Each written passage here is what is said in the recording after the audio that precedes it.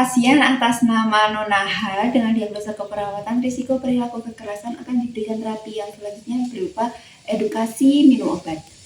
Oke, selamat pagi. Saya boleh duduk? Boleh. Oke, saya duduk ya. Asiknya dengan saya?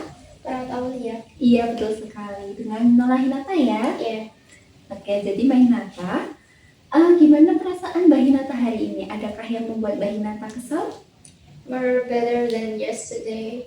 Oke, saya melihat Mbak Hinata sudah semakin tenang, sudah bisa tersenyum juga, dan ini hawanya ini sudah positif ini. Oke, Mbak Hinata. Kalau Mbak Hinata marah nih, apakah Mbak Hinata sudah menerapkan teknik-teknik yang saya ajarkan?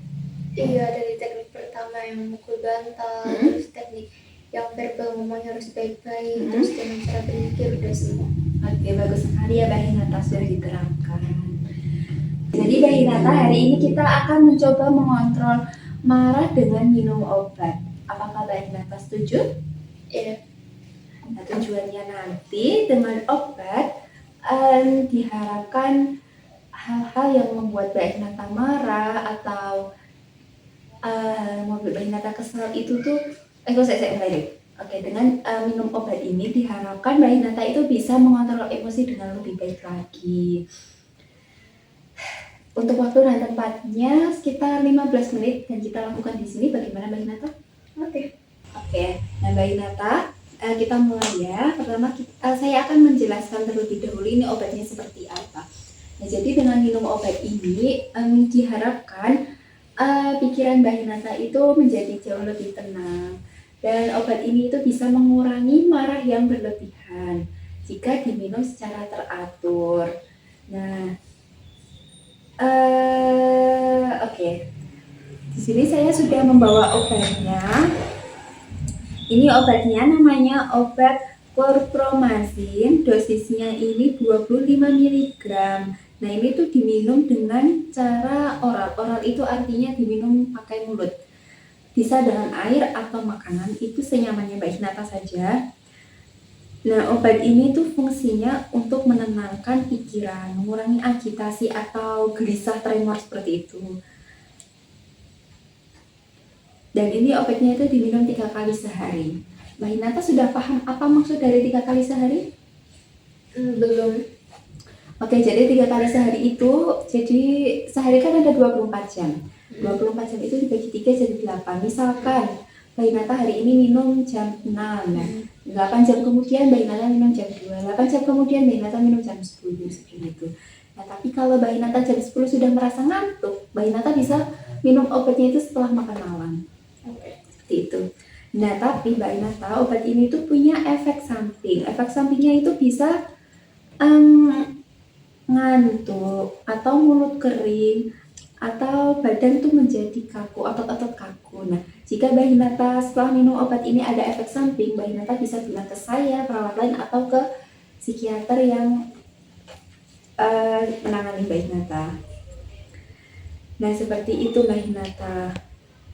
Apakah Mbak Hinata paham? Paham.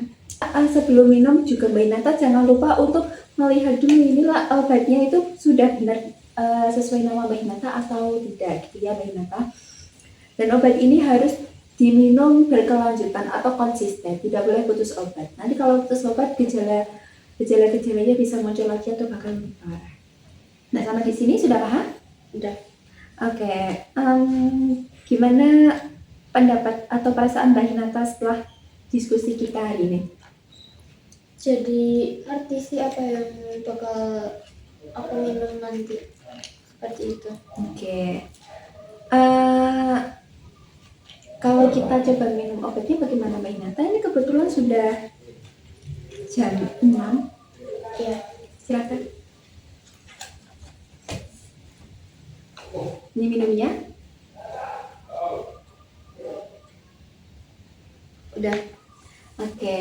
Nah, ini obatnya nggak bisa langsung bekerja ya Mbak Hinata. Obat oral itu butuh waktu untuk efeknya muncul. Seperti itu. Nah, tadi setelah saya jelaskan panjang lebar Mbak Inata bisa kembali sebutkan nggak apa saja yang perlu diperhatikan saat kita minum obat, saat Mbak Inata minum?